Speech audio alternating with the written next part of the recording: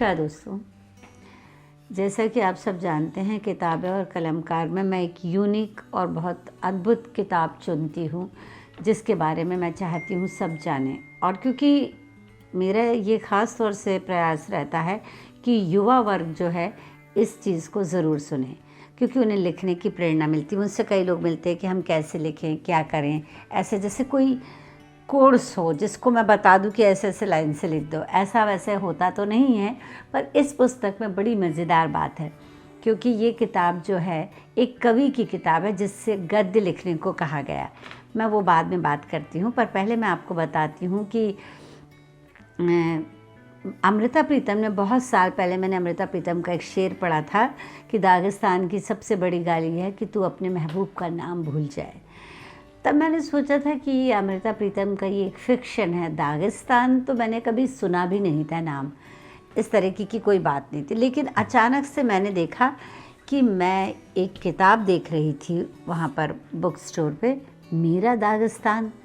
तो मैंने कहा इसका भी दागिस्तान है। तो ये कौन थे? ये थे रसूल हमज़ातोव। ये रशियन है।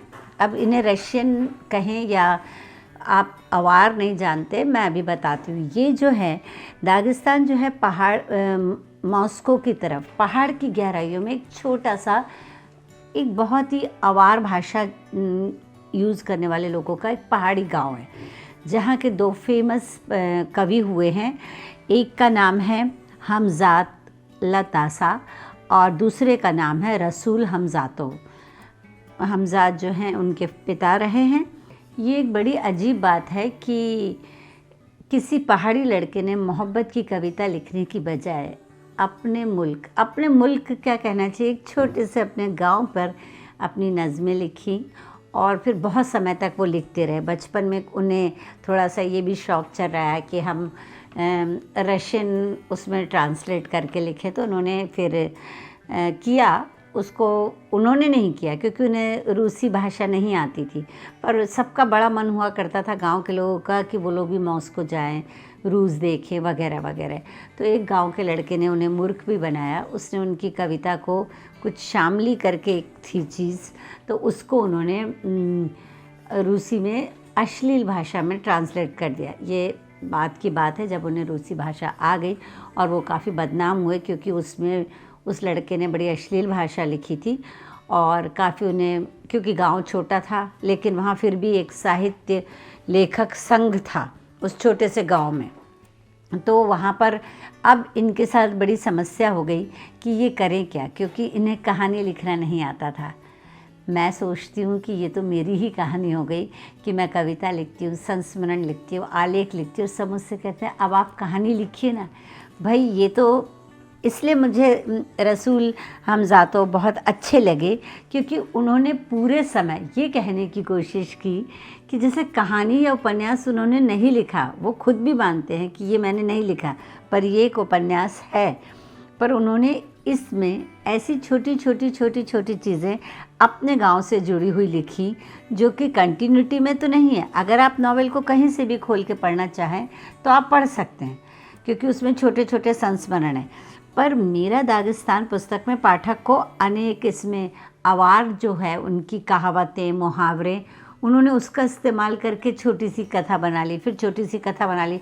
और हर बार वो ये कहते रहे, वो कभी कभी ऐसा करते थे कि जैसे कोई बोले लिखना, बोले गद्य क्या कोई ऐसी चीज़ है कि इसमें ये डाला, वो डाला, ये मसाला डाला, वो मसाला डाला, बन गई कहानी। ऐसा तो नहीं होता है ना। तो अब ये वाली बात है। उन्होंने फिर इसमें 3-4 तरीके से पाठक की बात, इसकी बात, जैसे उनके पिताजी कहा करते थे कि लोग जब पहाड़ से भेड़ों के रेवड़ के आने का इंतज़ार करते हैं तो उन्हें सबसे पहले हमेशा आगे आने वाले बकरे के सींग दिखाई देते हैं, फिर पूरा बकरा नज़र आता है, उसके बाद ही वे रेवड़ को देख पाते हैं। तो उनका ये सांकेतिक बात थी कि आपका प्रारंभ जो है ऐसा होना चाहिए कि जो पहले दिखे वो थोड़ा अट्रैक्टिव हो। अब इस पुस्तक को कैसे लिखा गया, छोटे बच्चे भी बड़े सपने देखते हैं। उनका कहना था पालने में ही मैंने ये सपना देख लिया। संपादक ने लिखा कि हम चाहते हैं कि आप कुछ अंकों में हम आपको मैगज़ीन में दागिस्तान की उपलब्धियाँ, शुभ कार्यों, सामान्य परिश्रम के बारे में, कि आप लोग किस तरीके से काम करते हैं, ये सब लिखिए। उनका मन फिर भी नहीं माना।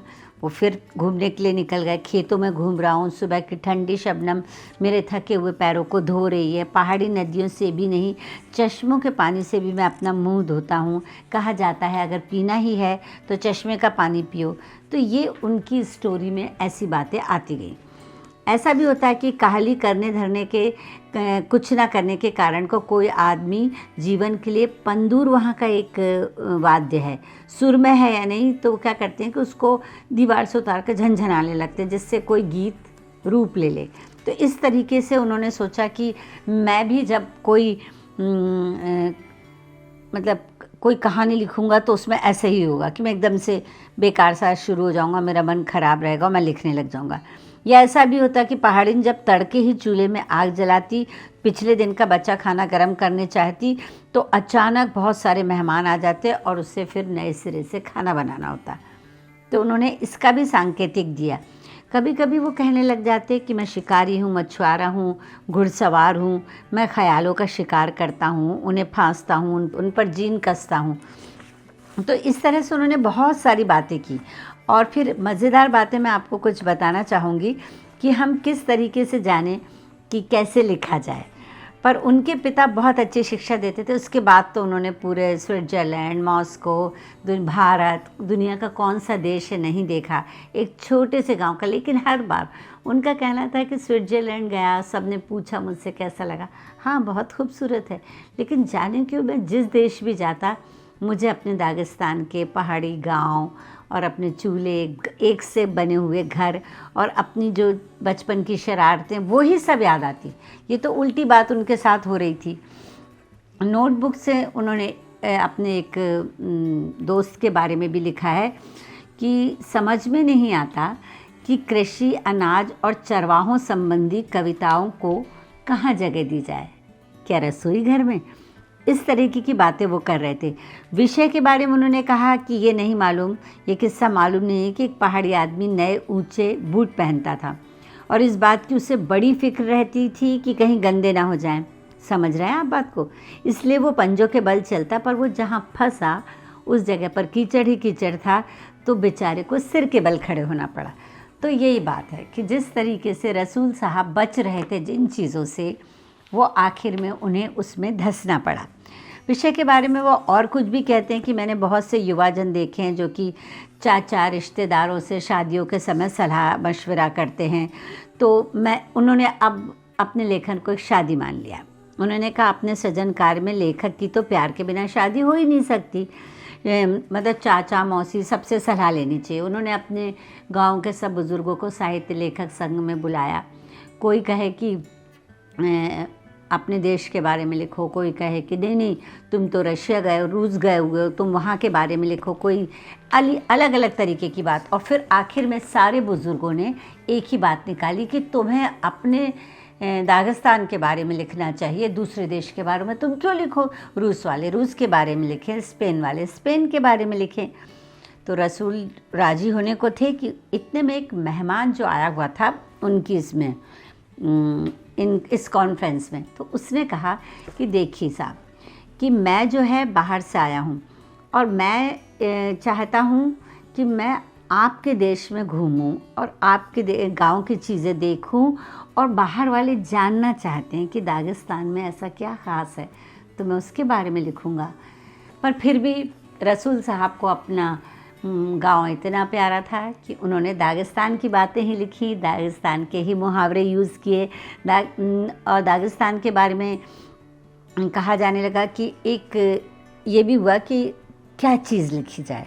अगर व्यंग लिखें तो ऐसे ही उस समय व्यंग नहीं लिखे जाते थे, और ख़ास तौर से सोवियत में तो बिल्कुल भी नहीं। तो किसी ने व्यंग लिखा, पर उसने इतना अटपटा व्यंग लिख दिया कि उसके ऊपर सब टूट पड़े और काफ़ी उसकी मतलब लोगों ने आलोचना की और उसको शर्मिंदगी बनी रही। बड़े अधिकारियों ने भी उसको काम से हटा दिया। और अब कुछ लोग को ऐसा लगता है कोई महान विषय चुन लेने से वो खुद भी महान हो जाएंगे, मगर बारिश की बूंद में भी तो जल प्रलय छुपा रहता है। तो ये उन्होंने कहा कि कभी कभी ऐसा भी होता है कि प्रतिभाशाली लेखक जो हैं मुँह लटका कर दिखाई देते हैं, और प्रतिभाहीन जो लोग हैं वो सीना ताने घूमते रहते हैं। तो मगर किताब का क्या करें? तो फिर पिताजी ने शामिल के बारे में एक बड़ी कविता लिखने के बारे में, जो शामिल याद कीजिए जो अश्लील किताब वो बनी थी, अभी इनकी हिम्मत नहीं हो रही थी। इन्होंने जो दूसरी शामिल लिखी तो सब लोगों ने, वो इतनी पॉपुलर हुई कि सब लोगों ने ये कहना शुरू कर दिया कि जो पहले शामिल लिखी गई थी वो जो अश्लील वाली वो इन्होंने नहीं लिखी थी। पर ये इन्होंने कहा कि मैं अपने दोस्त का वो क्यों करूं, तो इन्होंने, क्योंकि ये झूठ भी नहीं बोलते थे, तो इन्होंने इस बात को कबूल किया कि नहीं, वो शामिल भी मैंने ही लिखी थी, पर क्योंकि मैं भाषा के अनुवाद के चक्कर में पड़ा। अब उन्हें समझ में, इसमें एक चीज़ और उन्हें समझ में आई कि उन्हें अपनी ही भाषा में लिखना है, क्योंकि वो अपने भाव अपनी भाषा में प्रकट कर सकते हैं। इसमें ना कोई हीरो है, ना हीरोइन है, ना कोई विलन है। इसमें छोटे छोटे संस्मरण हैं जिसको, जो ऐसा लगता है कि अब कहानी से जुड़ रहे हैं। तो अब एक पक्षी है वहाँ का उकाब, उनके हिसाब से विषय प्यार भी है, कसम भी है, याचना भी है, प्रार्थना भी है। पूरब में कहा जाता है कि दोहराने से प्रार्थना बिगड़ती नहीं, बेहतर हो जाती है। ये बात इनके पिताजी ने भी इनसे कही। तब इन्हें समझ में आया कि मैं बार बार उस चीज़ को करूँगा तो बहुत अच्छा हो जाएगा। तो इन्होंने काफ़ी लंबे समय तक इन्होंने वही चीज़ लिखी और वही चीज़ कही। तो फिर उन्हें समझ में आया कि प्रार्थना दोहराने से ज़रूर फ्रूटफुल होती है, पर लिखा हुआ बार बार दोहराने से लोग नहीं पढ़ते। अब ये बात हो गई। अब एक किस्सा उन्होंने फिर छड़ी पर भी लिखा। जिस व्यंग्यकार ने व्यंग लिखा था, जिसका सब लोग धिक्कार कर रहे थे, उसी व्यंग्यकार की बात बताती हूँ कि इन्होंने एक बहुत प्रसिद्ध साहित्यकार थे मॉस्को के, बाखनोव। वो लंगड़ा के चलते थे और उनको एक छड़ी की ज़रूरत थी। उन्हें पता चला कि इनके गांव में बहुत अच्छी नक्काशी वाली छड़ी बनती है। तो आप देखिए, आदमी फेमस होता है तो क्या क्या नहीं होता। तो इन्होंने सोचा, उससे नक्काशी वाली छड़ी अपने गांव में बनवाई। पर उन्होंने सोचा कि मैं इस पर क्या लिखूं, तो उन्होंने अपनी आवाज़, इन्हें याद आया कि आलोचना की जगह डंडा उस व्यंग्यकार को के आर्टिकल पे लिखा हुआ था किसी ने। तो इन्होंने आलोचना की जगह डंडा आवार भाषा में ट्रांसलेट करके उस छड़ी पर गुदवा दिया और छड़ी उनको गिफ्ट में दे दी। चूँकि ये बहुत पॉपुलर थे तो हुआ क्या, ऐसी नक्काशीदार छड़ियाँ बनने लग गई। और ये जो भाषा, क्योंकि जिसने ये बनाई थी उसको आवार भाषा नहीं आती थी और रशिया में भी किसी को नहीं आती थी। अब रशिया में सब लोग वो छड़ी लेने लग गए और वो उस पर गुदा हुआ था, आलोचना की जगह डंडा। और आज तक किसी को नहीं मालूम है कि वहाँ ये लिखा हुआ है, क्योंकि वो आवार भाषा तो बहुत लिमिटेड दागिस्तान में कुछ ही लोग करते थे और ये उन्होंने उसी को, आवार भाषा को ही इस्तेमाल किया था। कभी कभी मुझसे सिर्फ तुम्हारे वर्तमान का ही बखान करने को कहा जाता है दागिस्तान।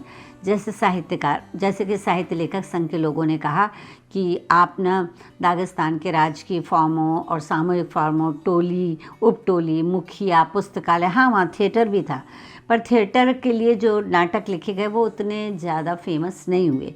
इनके पिताजी इनको बहुत अच्छा डायरेक्ट करते थे।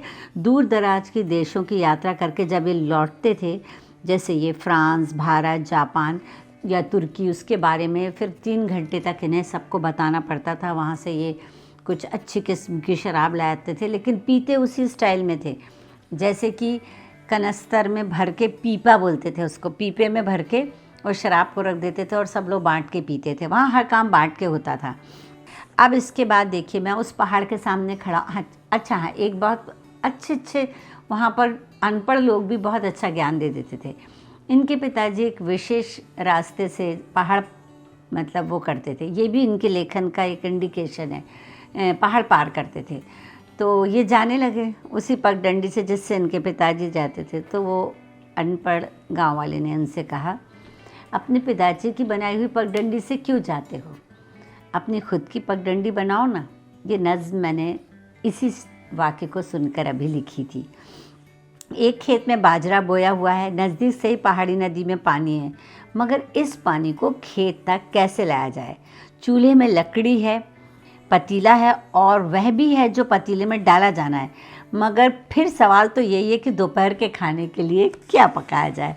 यानी इनके पास अभी तक ये आधी नॉवेल हो गई है, अभी तक इनको ये नहीं पता कि ये अपनी नॉवेल में क्या लिखें, और उन्हें पता ही नहीं है कि इनका उपन्यास तैयार हो रहा है। खैर ये तो अतिशयोक्ति और थोड़ा सा चुटकुला भी है। मैं तो ये मानता हूँ कि शराब पियो मगर रोटी से मुँह न मोड़ो। मतलब वो इंडिकेट करते हैं कि अपनी जड़ों को मत छोड़ो, तुम अपनी जड़ों से लिखना शुरू करो, गीत गाओ मगर किससे भी सुनो, कविताएं रचो मगर सीधी सादी कहानी को दूर मत भगाओ। इस तरीके की रोचक बातें उन्होंने लिखी और सबको क्या करते थे कि ऐसी जगह सोचिए, सिर्फ एक कविता सुनने के लिए ना, कविता का इतना पागलपन और शौक़ था कि एक कविता सुनने के लिए ये पहाड़ चढ़ के ऊपर जाते थे, फिर नीचे उतरते थे, उस आदमी से एक कविता सुनते थे जिससे उन्हें सुनना था, जो बहुत टैलेंटेड थे, फिर पहाड़ चढ़ के ऊपर आते थे, फिर नीचे उतरते थे, पूरा दिन इनको लग जाता था। कुछ संपादक और आलोचक मुझसे ये कहेंगे कि मैंने ना तो उपन्यास लिखा और ना ही लघु उपन्यास लिखा, कुल मिलाकर यह है कि ना जाने क्या लिख डाला। कुछ दूसरे संपादक और आलोचक कहेंगे कि यह पहली, दूसरी और तीसरी चीज़ भी है, यह भी है, वह भी है। मैं कोई आपत्ति नहीं करूँगा, मेरी लेखनी से जो कुछ भी निकलेगा उससे बाद में आप जो चाहे नाम दें। मुझे ये बात बहुत अच्छी लगी कि उन्होंने एक ढर्रे पे, एक पैटर्न पे चलकर किताब में कहानी नहीं लिखी, उपन्यास नहीं लिखा, पर उन्होंने कहा मेरी कहानी में मेरे विचार हैं, मेरा गांव है, मेरे गांव के लोग हैं और मेरे दादा के पास बैठकर मैंने जो बातें सुनी हैं वो है। मैं पूरी दुनिया घूम आया, मैं दुनिया की बात पहले क्यों करूं, मैं दागिस्तान की बात करूंगा। तो इसीलिए शोरबे को मज़ेदार बनाने के लिए, जैसे उनका कहना है कि सुगंधित पत्ते या मसाले डाले जाते हैं, उसी तरह मैं बीच बीच में नीरस फीकी बातों के बीच में, कहानियों में या संस्मरण में बीच बीच में मुहावरे और कहावतें डाल देता हूँ, और साथ में कविता भी। मैं फिर से ये सवाल करता हूँ, क्या कोई चीज़ कविता का स्थान ले सकती है? क्योंकि उन्हें कविता बहुत प्रिय थी। हाँ, दूर दराज के देश हैं, पक्षियों के तराने हैं, आकाश हैं और दिल की धड़कन भी। फिर एक जगह लिखते हैं कि मुझे याद आता है कि जब मैं छोटा था तो एक पड़ोसी के घोड़े चराने का काम करने लगा था। 3 दिन के काम के बदले में पड़ोसी मुझे एक किस्सा सुनाता था। सोचिए उनका क्या पागलपन था। और दूसरे दर्जे में जब ये पढ़ते थे तब की बात ये बता रहे हैं कि मैं चरवाहों के पास पहाड़ों में जाया करता था, आधा दिन उधर जाने में, आधा दिन इधर से आने में। ये बात मैं ये किस्सा आपको बता चुकी हूँ। अब मैं इनके सारे छोटे छोटे किस्सों की बात करूँगी तो पूरी किताब ही हो जाएगी। तो ये छोटी छोटी बातें भूलते भी नहीं थे। इन्होंने बचपन में एक बार अपने पिता से झूठ बोलकर जुआ खेला था, तो इनके पिता ने इनको मारा था और इनसे पूछा था कि मैं तुम्हें पता है मैंने तुम्हें क्यों मारा? बोले कि मैंने जुआ खेला। बोले नहीं। बोले कि मैंने पजामा मेरा फट गया इसलिए। बोले नहीं। बोले पहली चीज़ तुमने झूठ बोला, दूसरी चीज़ तुमने स्कूल बंक किया। तो इस तरह की सारी बातें इस किताब में लिखी हुई हैं और आप दागिस्तान को ज़रूर पढ़िए और ऐसा लगने लगेगा पढ़ते पढ़ते कि आप दागिस्तान पहुंच गए हैं। और मुझे तो इनसे कहना है, उन्होंने पाठक से भी बात की है कि पाठक से मेरा कहना है कि तुम्हारी अपनी मनपसंद किताबें हैं, हम लेखकों के पास भी ऐसी किताबें। कहा जाता है कि लेखक की प्रमुखतम पुस्तक वो है जो अभी तक नहीं छपी, यानी सैचुरेशन लेखक की ज़िंदगी में नहीं होना चाहिए, कंप्लीटनेस, मुकम्मल नहीं होना चाहिए उसकी ज़िंदगी में। अगर जिस दिन वो संतुष्ट होगा कि ये मेरी सबसे बेहतरीन किताब है, तो उस दिन वो, उसके बाद वो कुछ भी अच्छा नहीं दे पाएगा। जैसे उनका कहना है कि अगर तुमने कभी प्रार्थना नहीं की पर इतना सोच लिया कि प्रार्थना करना बुरा नहीं है, तो मान के चलो कि तुम्हारा सोचना ही काफ़ी हो गया। वो कहते हैं कि अगर तुमने नेकी नहीं की तो इसके लिए भी शुक्रिया नहीं कर पाए पर करने का इरादा रखते थे, तो ये भी कोई गलत बात नहीं है। आइए हम भी सोचें, हर मंजिल खुशी बनकर नहीं आती, हर किताब कामयाब नहीं रहती। नई सुबह होने पर नई किताब शुरू करूँगा, नए सफ़र पर निकलूँगा। फ़िलहाल तो मैं सफ़र करते करते बहुत थक गया हूँ। अपना बड़ा नमदे का लबादा ओढ़कर मैं सोने जा रहा हूँ। शुभ रात्रि भले लोगों।